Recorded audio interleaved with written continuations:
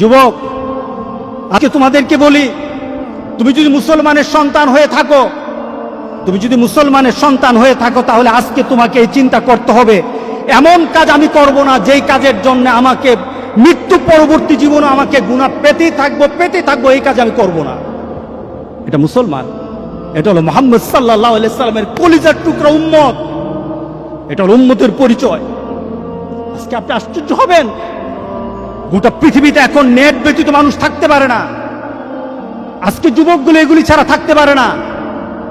আজকে যুবকগুলি নিজেকে বিভিন্নভাবে সমাজের মধ্যে পরিচয় তুলে ধরছে, তারা মুসলমানের সন্তান, এই পরিচয় আজকে সমাজের মধ্যে হচ্ছে না।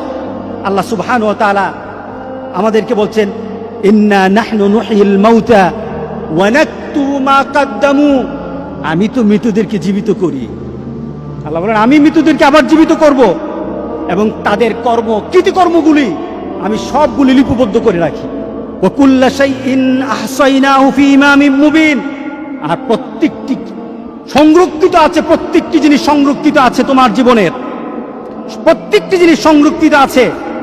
যুবক, তোমার জীবনটা যদি, তোমার চলাটা যদি কুরআন এবং সুন্নাহ অনুযায়ী হয়, আল্লাহর রাসূল আর নেককার বান্দারা যেমন সুন্দর মউত পেয়েছে, রাসূল সাল্লাল্লাহু আলাইহি সাল্লাম বলেন, তোমাদের মউত তত সুন্দর হয়ে যাবে, তোমাদের মউত তেমন সুন্দর হবে।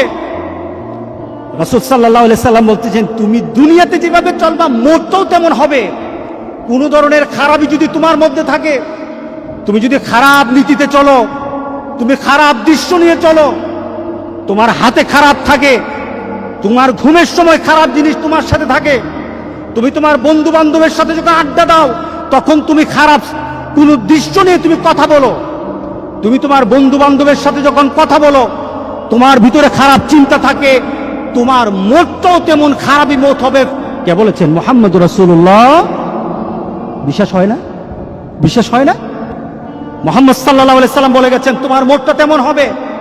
শুধু তাই নয়, কামা তামুতুন্না তুবাসুন, যেমন তোমার মত হবে তেমনই ভাবে তোমাকে আখিরাতে উঠানো হবে। এরপর রাসূল সাল্লাল্লাহু আলাইহি সাল্লাম হচ্ছে, তোমার মতটা যেমন তোমাকে উঠানো হবে ওই নীতিতে, যেমন ভাবে তুমি মরেছো। শুধু তাই নয়, কামা তুবাসুন তুশারুন, যেমন ভাবে তোমাকে হাসর করা হবে, যেমন ভাবে তোমাকে উঠানো হবে তেমন ভাবে তোমার হাসর হবে। সুতরাং দুনিয়া যেমন হাসর তেমন, দুনিয়া যেমন মওত তেমন, দুনিয়া যেমন কবর তেমন। আজকে সবার ভিতরে একটা কথা বলি, আমাদের জীবনটাকে আমরা সুন্দরভাবে চালাতে চাই, এই জিনিসটা আমাদেরকে ধ্বংসের দিকে নিয়ে যাচ্ছে। যতটুকু উপকার আসা দরকার তার থেকে ক্ষতিটা বেশি হচ্ছে। আজকে যদি সমাজে সন্ত্রাসী শিখতে চায় তাহলে এখান থেকে সন্ত্রাসী শিখে, ছোট ছোট বাচ্চারা পর্যন্ত সন্ত্রাসী স্টাইল শিখে কিভাবে মারামারি করতে হয়, সব কিছু এখান থেকে শিক্ষা হয়। যদি তোমার ভিতরে দিনদারি হয়, সেটা তোমার আল্লাহর তরফ থেকে তোমার প্রতি একটা করুণা, তুমি ভালো কিছু বের করতে পারো, ভালো কিছু বের করতে পারো। এটা ভালোর দিকেও নিয়ে যায়, খারাপের দিকে নিয়ে যায়, তবে খারাপের দিকের সংখ্যাটাই বেশি। তাহলে আজকে আমরা এই নিয়ত করব যে আমাদের চোখকে হেফাজত করব। কারণটা কি? এই চোখ সম্পর্কে প্রশ্ন করা হবে, আমাদের যৌবন সম্পর্কে প্রশ্ন করা হবে। রাসূল সাল্লাল্লাহু আলাইহি সাল্লাম বলেছেন, সামনের দিকে অগ্রসর হওয়া যাবে না যতক্ষণ পর্যন্ত তার প্রশ্নের উত্তর দিতে না পারবে, ততক্ষণ হবে না। সেটা কি? আন উমরিহি ফিমা আফনাহু, তোমার জীবনটাকে তুমি কিভাবে পরিচালনা করেছো। আরেকটা হলো শাবাবি ফিমা আবলাহু, তোমার যৌবনকে তুমি কিভাবে ব্যয় করেছো। এই প্রশ্নগুলো আসবে। কবরও যেমন প্রশ্ন, হাসরের ময়দানে প্রশ্ন আছে। তাহলে চলুন আমরা পরিবর্তন হয়ে যাই। এই চোখকে আল্লাহ সুবহানাহু ওয়া তাআলা, প্রত্যেকটি মানুষের চোখ যেন আল্লাহ হেফাজত করে, প্রত্যেকটি মানুষের কানকে যেন আল্লাহ হেফাজত করে। আল্লাহর কাছে বেশি বেশি করে চান। চোখ যদি ধরা খেয়ে যায়, কান যদি ধরা খেয়ে যায়, বাঁচার আর উপায় নাই।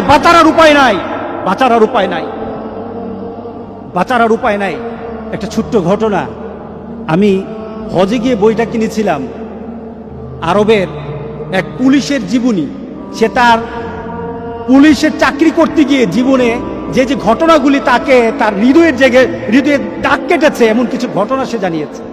তার ডিউটি ছিল এক পুলিশ, সে একটা অ্যাক্সিডেন্ট হলো, দৌড়ে গেল, পুলিশ তাড়াতাড়ি তার কাছে গেল, দেখলো একটা যুবক গাড়ি অ্যাক্সিডেন্ট করেছে। সে তাড়াতাড়ি সে ছেলেটার কাছে গেল, দেখলো যে তার ছেলেটার অবস্থা খুব খারাপ হয়ে গেছে, কিন্তু তার গাড়ির মধ্যে কোরআন তেলাওয়াত হচ্ছিল। গাড়ির মধ্যে কি চলছিল? কোরআন তেলাওয়াত চলছিল। গাড়িতে কোরআন তেলাওয়াত চলছিল। সে ড্রাইভ করতেছে, সে কোরআন তেলাওয়াত শুনতেছিল। ওই মুহূর্তে সে অ্যাক্সিডেন্ট হয়েছে, তার মুখে যেন বিড় করে কোরআন তেলাওয়াত চলছিল। সে বিড় করে কোরআন তেলাওয়াত পড়ছিল। সে পুলিশ বলতেছে, আমি ছেলেটাকে কুলে নিলাম, দেখলাম মুখটা একটু নড়ে, কোরআন তেলাওয়াতের মতো একটু শব্দগুলি বের হয়, আমি বুঝি না। এক পর্যায়ে সে আস্তে করে সে ঢলে পড়ে গেল, তার মৃত্যু হয়ে গেছে। খবর নেওয়া হলো, তাড়াতাড়ি তার খবর নেওয়া হলো, তাকে তার মোবাইল থেকে তার বিভিন্নভাবে তার পরিবারের সাথে যোগাযোগ করা হলো। যোগাযোগ করে সে জানা গেল এই ছেলেটা প্রতি বৃহস্পতিবার তার দাদির কাছে যেত। তার দাদি আছে গ্রামের বাড়িতে, 200 মাইল ড্রাইভ করে দাদির কাছে যেত। প্রতি বৃহস্পতিবার যেত, দাদির সাথে থাকতো, শুক্রবার নামাজ পড়ে আবার সে ফিরে আসতো, রিয়াদে চলে আসতো। প্রতি বৃহস্পতিবার যেত, আর যাওয়ার সময় সে গাড়ির মধ্যে কোরআন তেলাওয়াত ছাড়তে কোরআন তেলাওয়াতের সাথে মুখ মিলাতে পড়তে সে দাদির কাছে বসতো, আবার বাড়ি থেকে ফিরে আসতো। এটা ছিল তার অভ্যাস। লং ড্রাইভে বের হতো, কোরআন তেলাওয়াত শুনতে যেত। সেইভাবে কোরআন তেলাওয়াত শুনতে কোরআনের অনেকটা হাফেজ হয়েছিল। ছেলেটা কোরআন তেলাওয়াতের সাথে দুনিয়া থেকে বিদায় হয়ে গেল। আরেকটা ছেলের অ্যাক্সিডেন্ট সে বর্ণনা করলো। অ্যাক্সিডেন্টের সাথে কাছে গেল, গিয়ে দেখলো গাড়িতে গান বাজে। তো সে বললো, পুলিশ বলতেছে, আমি তাড়াতাড়ি তাকে কুলে নিলাম, তাকে চেষ্টা করলাম তার শেষ মুহূর্তে একটু কোরআন তেলাওয়াত শোনানোর জন্য, একটু তালকিন করার জন্য, কলেমা পড়া শিখে তাকে একটু শোনানোর জন্য। যতবার আমি তালকিন করি, যতবার আমি লা ইলাহা ইল্লাল্লাহ, যতবার আমি কালেমা পড়াই, ততবার সে গান গায়। নাউজুবিল্লাহ বলি। কারণ তার মধ্যে কিসের গানের যে স্মৃতি, গানের যে একটা মানসিকতা, গানে এতক্ষণ শুনতে ভিতরে যে গানের একটা ভালোবাসা তো তার রয়ে গেছে, যায় না। যেমন তার দুনিয়ার জিন্দেগি ছিল, তেমন তার মৌত হয়েছে। গান শুনতে সে চলছিল, আর গান শুনতে তার মৌত হলো। এবার বলেন তো দেখি, তাকে কাল হাসুরের দিন কি কোরআন তেলাওয়াত অবস্থা উঠবে নাকি গান অবস্থা উঠবে? বলেন। তুমি জানো না তোমার মৌত কখন, পৃথিবীর কেউ জানে না তার মৌত কখন। সুতরাং তোমার মৌতটা যেন এমন না হয়, মৌতের পরে এমন রেকর্ড তোমার দুনিয়াতে থাকবে, যে রেকর্ডের কারণে তুমি কবরে শুয়ে গুনাহ পাবা। এমন রেকর্ড যেন তোমাদের না থাকে। আমাদের এমন সতর্ক হওয়া দরকার আছে কিনা বলেন? আমরা আরেকজনকে বলবো, আমাদের বন্ধুদেরকে আহ্বান করব, এই কাজ আমরা করব না। আপনাদের পরিবারে আপনাদের সন্তানগুলি তাদের মোবাইলগুলি কি অপারেট করে, এই মোবাইলগুলি দিয়ে তারা কি করে, আপনাদেরকে এটা চেক করতে হবে, দেখতে হবে আপনাদের সন্তানেরা কি করে। যুবক, তোমাদের জন্য খুব কঠিন সমাজ তোমাদের সামনে।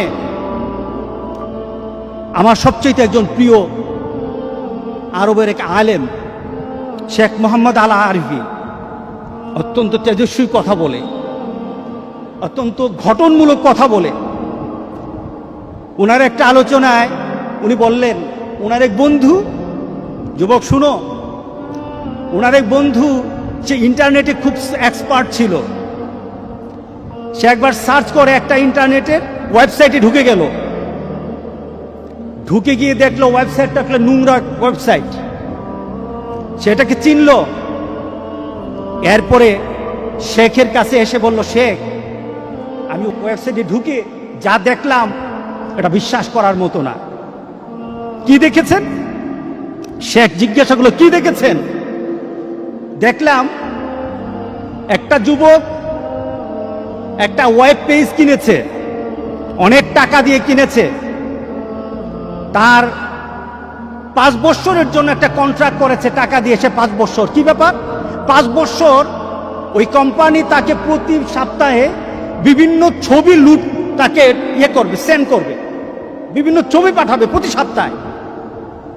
সে টাকা দিয়ে সেটা কন্ট্রাক্ট করেছে, এটাকে পেজটাকে কিনেছে, একটা ফাইল করেছে, তার বন্ধু বান্ধবকে বলেছে আমার কাছে এমন একটা পেজ আছে, তোমরা যদি মনে চায় তোমরা লিঙ্ক দিতে পারো, আমার সাথে শেয়ার করতে পারো। যুবক শুনে নাও, তুমি আমার সাথে শেয়ার করতে পারো। তার বন্ধুরা আনন্দের সাথে বলল, যদি তোমার সাথে ঘুরি তাহলে পয়সা দিতে হবে নাকি? না, পয়সা দেওয়া লাগবে না, পয়সা তো আমি দিয়ে দিয়েছি, আমি এই ফাইলটা কিনে নিয়েছি, প্রতি সপ্তাহে আমার কাছে ছবি আসবে, আর তোমরা যদি আমার সাথে লিঙ্ক করো আমি এটাকে শেয়ার করে দেব, সাথে সাথে তোমাদের সাথে চলে যাবে। সে O2 ফরওয়ার্ড করে দিল, তার সকল বন্ধুর তালিকা দিয়ে O2 ফরওয়ার্ড করে দিল। তার কাছে যখন একটা ফাইল চলে আসতো প্রতি সপ্তাহে, অটোমেটিক তার বন্ধুদের কাছে চলে যেত, অটোমেটিক চলে যেত। সেটা কি কিনেছে, 5 বছরের জন্য কিনেছে। 6 মাস পরে সে অ্যাক্সিডেন্টে মারা গেল। 6 মাস পরে সেই ছেলেটা অ্যাক্সিডেন্টে মারা যায়। তার আশেপাশের সকল বন্ধুরা তাকে জানাজা দিল, দাফন করলো। ঠিক 1 সপ্তাহ পর দেখলো প্রত্যেকটি বন্ধুর সেই ওয়েবসাইটটা, তার বন্ধুদের যে ওয়েবসাইটটা লিঙ্ক করা ছিল, তাদের কাছে ছবি চলে আসছে, তাদের কাছে ছবি চলে আসতেছে। তারা মনে করলো এটা পুরানো ছবি। আবার তারা 1 সপ্তাহ ওয়েট করলো, দেখলো না, আবার ছবি চলে আসছে।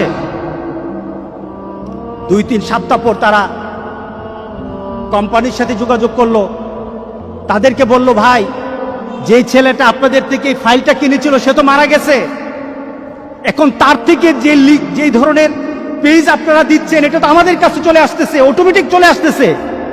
ফাইলটা কিনলো কে? ওই মরা ছেলেটা কিনলো। কে কিনলো বলেন? ওই মরা ছেলেটা কিনলো। যে ছেলেটা মরে কবরে আছে সেই ছেলেটা কিনেছে। কিন্তু তার বন্ধুরা কিন্তু লিঙ্ক পাচ্ছে, প্রতি সপ্তাহে তাদের কাছে ছবি চায়। তারা অস্থির হয়ে গেছে। শেষে কোম্পানির সাথে বলল যে এটা বন্ধ করা দরকার, সে তো নাই, বন্ধ করা দরকার, এটা খারাপ জিনিস।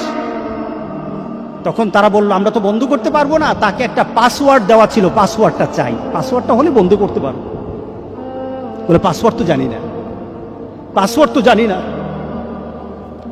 এভাবে চলতে থাকলো 2 বছর পর্যন্ত, এভাবে কন্টিনিউ চলতে থাকলো। ছবি আসতেছে, তার বন্ধুদের পেজে ছবি ঢুকে যাচ্ছে। পেজের নাম কার?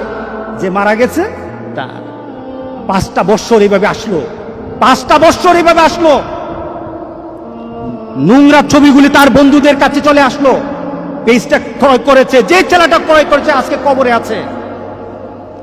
তাহলে আপনার বিবেকে কি বলে? এই ছেলেটা পেজটা যখন খুলেছে সে কি জানতো আমি মারা যাব? জানতো না। কিন্তু আজকে কবরে শুয়ে আছে। তার প্রত্যেকটি লিঙ্কের জন্য যত গুনাহ হচ্ছে, সেই গুনাহগুলি সে কোথায় পাচ্ছে? তার কবরে যাচ্ছে।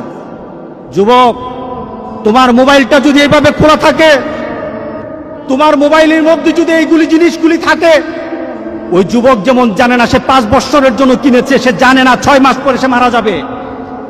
যুবক, তুমিও কিন্তু জানো না তোমার কখন মৌত হবে।